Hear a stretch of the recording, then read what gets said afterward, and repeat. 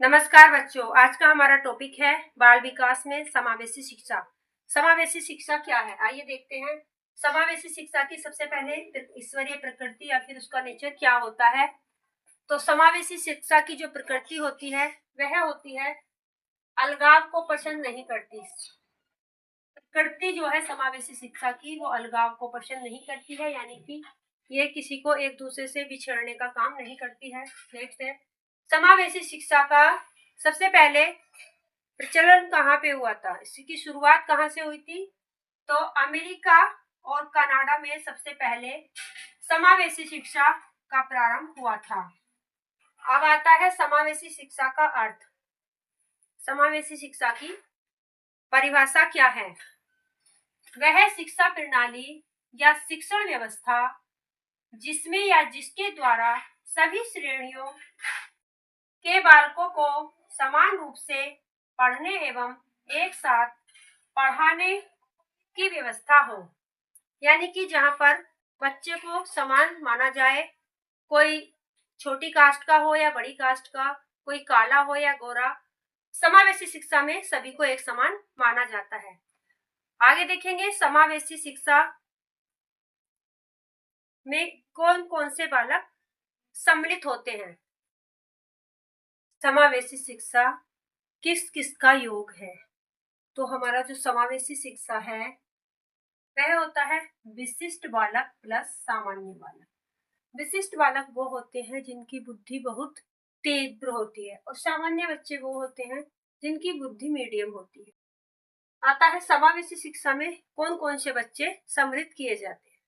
तो पहला है हमारा मानसिक भिन्नता वाले बच्चे, जिनके दिमाग में कुछ प्रॉब्लम होती है, सोचने की शक्ति थोड़ी कम होती है, उस तरह के बच्चे इसमें शामिल किए जाते हैं। सेकेंड पॉइंट है शारीरिक क्षमता वाले बच्चे, जिनकी शरीर की क्षमता अलग अलग होती है, जैसे हमने अभी बताया विशिष्ट बालक और सामान्य बालक, कुछ तीव्र बुद्धि के और कुछ मीडियम बुद्धि के। नंबर 3 पॉइंट है आर्थिक सामाजिक भिन्न बच्चे। आर्थिक सामाजिक भिन्न बच्चे वो होते हैं जो लो फैमिली से बिलोंग करते हैं। और 4th पॉइंट है अधिगम निर्योग्यता।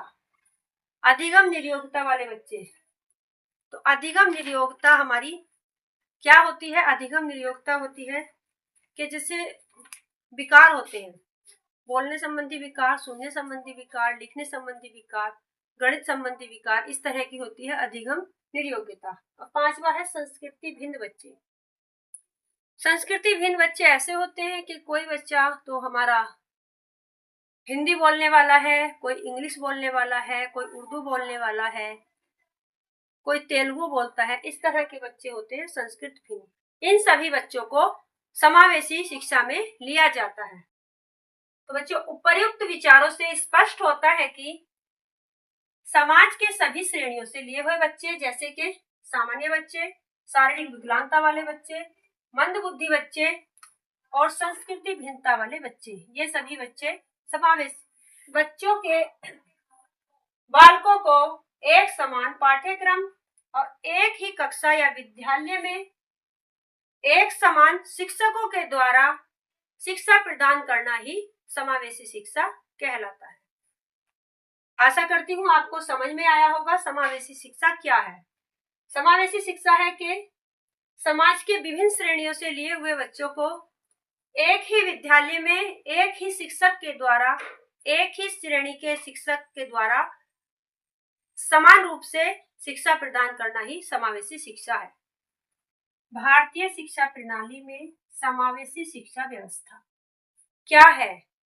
पहला है हमारा एनसीएफ 2005 में इस व्यवस्था पर बल दिया गया। कौन सी व्यवस्था पे, समावेशी शिक्षा की व्यवस्था पर।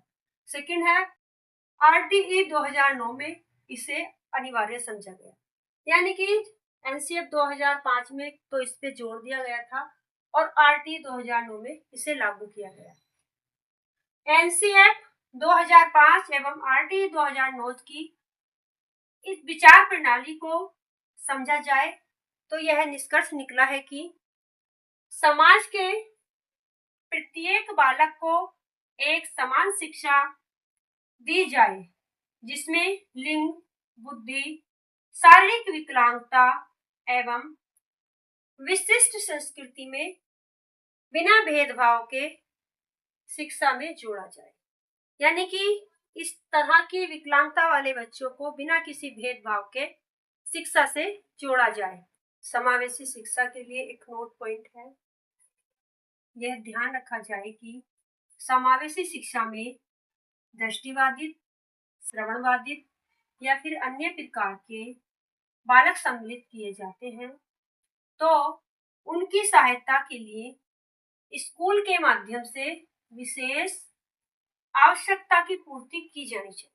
जैसे कि श्रवणबाधित बच्चा है तो श्रवणबाधित बच्चा सुन नहीं सकता, उसके लिए अलग से ट्रिक आनी चाहिए। और दृष्टिबाधित है तो दृष्टिबाधितों के लिए ब्रेल लिपि के द्वारा पढ़ाया जाना चाहिए। और अलग किसी प्रकार का बच्चा है तो उसके लिए कोई और ट्रिक से पढ़ाया जाए।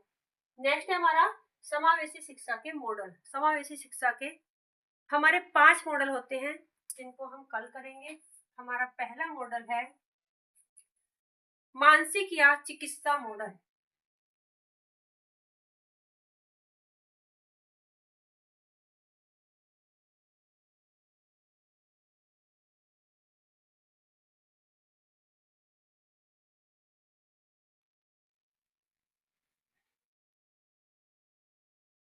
और सेकंड मॉडल है हमारा सांख्यिकी मॉडल।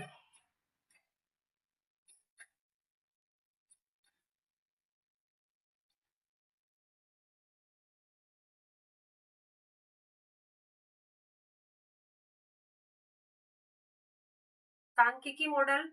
तीसरा नंबर है सांस्कृतिक मॉडल।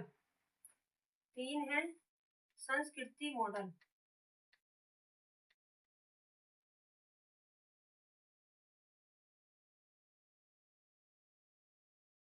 और इधर देख लेते हैं 4 नंबर है हमारा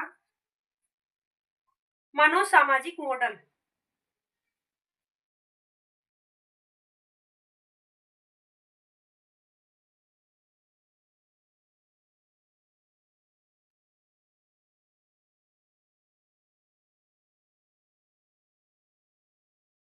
और लास्ट बचा है 5 नंबर।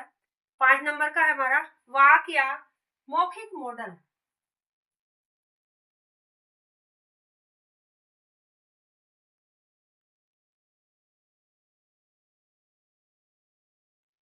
मौखिक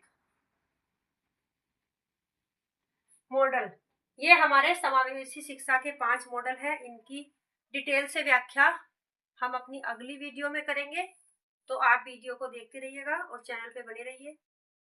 आपका सीटेट और यूपीटेट दोनों बहुत ही आसानी से क्लियर हो सकता है अगर आप इन नोट्स को पढ़ के अपनी तैयारी करेंगे। तो मिलते हैं अगली वीडियो में, तब तक के लिए बाय।